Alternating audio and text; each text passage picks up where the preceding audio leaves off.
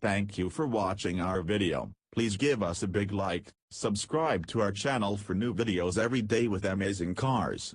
Leave us your opinion in the comment section on the video. Thank you. Porsche won applause when it confirmed plans to make the all-electric Mission E concept a reality.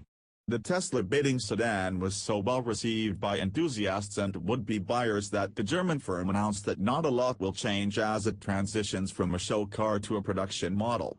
Recent factory photos show a model very close to the concept in terms of design.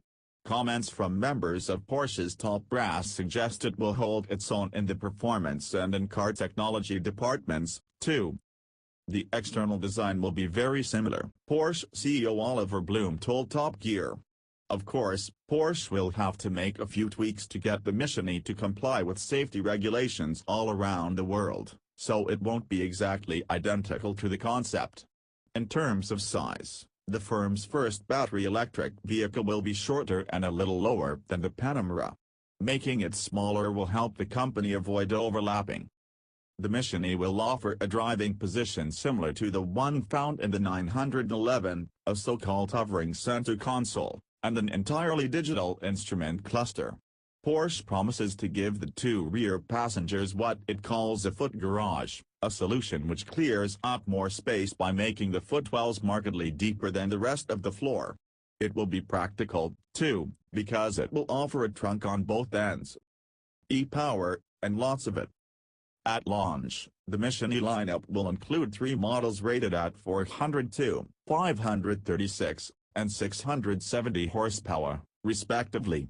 All-wheel drive will come standard, according to Automobile Magazine, and rear-wheel drive could be offered a little later in the production run. The list of extra cost options will include a limited-slip rear differential. Anything is possible at this point with the not insignificant exception of an internal combustion engine. The Mission E will be all-electric, all the time.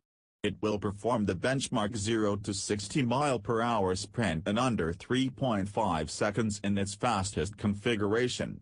Top speed will be electronically limited to 155 mph. The battery pack stuffed under the passenger compartment will store enough electricity for about 300 miles of real-world range, according to early estimates, and it will be compatible with Porsche's novel 800-volt technology.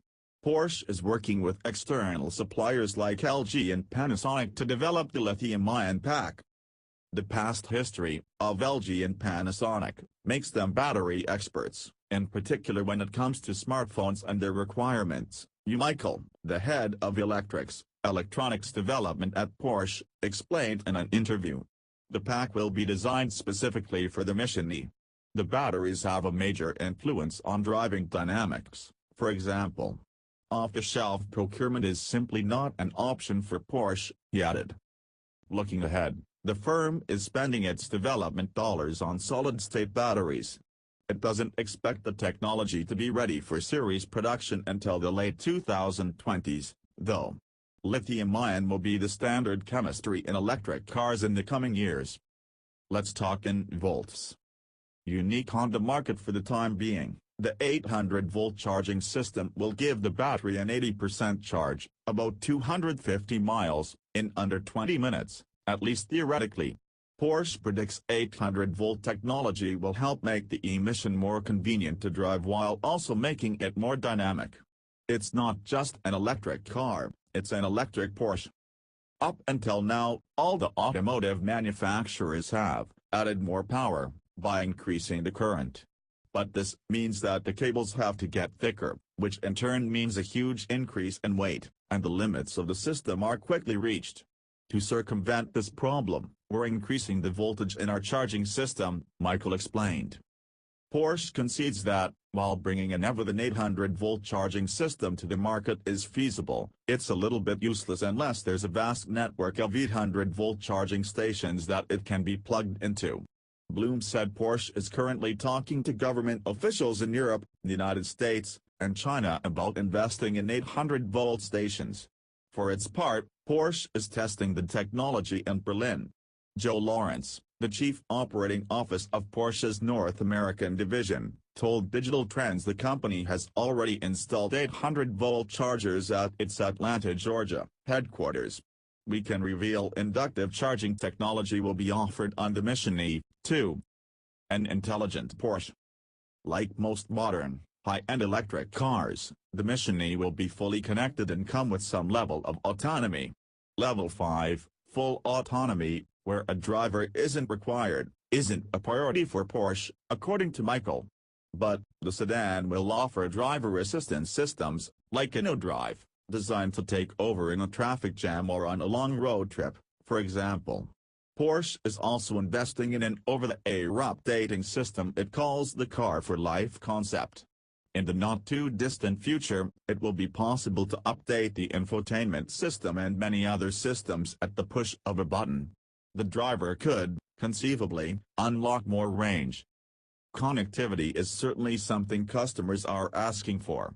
I think there's also some degree of creative engineering going on to solve questions that may not yet even be in the minds of customers. That's what innovation is about. That's something we will continue to push forward, Lawrence told Digital Trends. When can I buy one? Camouflaged prototypes are already crisscrossing the globe. We expect the Porsche Mission E to make its public debut at a major auto show either late this year or in early 2019. If this prediction is accurate, the company's first full production electric model will arrive in showrooms in time for the 2020 model year.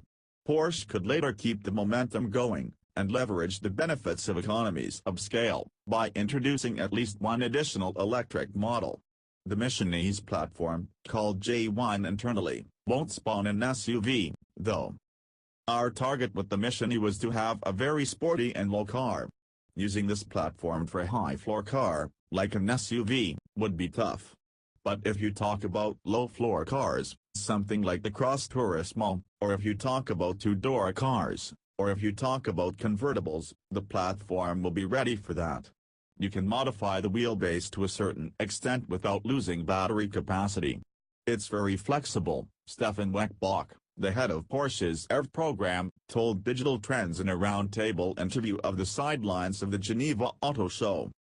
Weckbach candidly added the rugged-looking Mission E Cross Turismo concept introduced in Geneva remains a strong candidate for production, though it won't arrive until a few years into the standard model's production run. Production of both models will take place in a dedicated facility located on the outskirts of Stuttgart, Germany, the company's hometown. How much will it cost?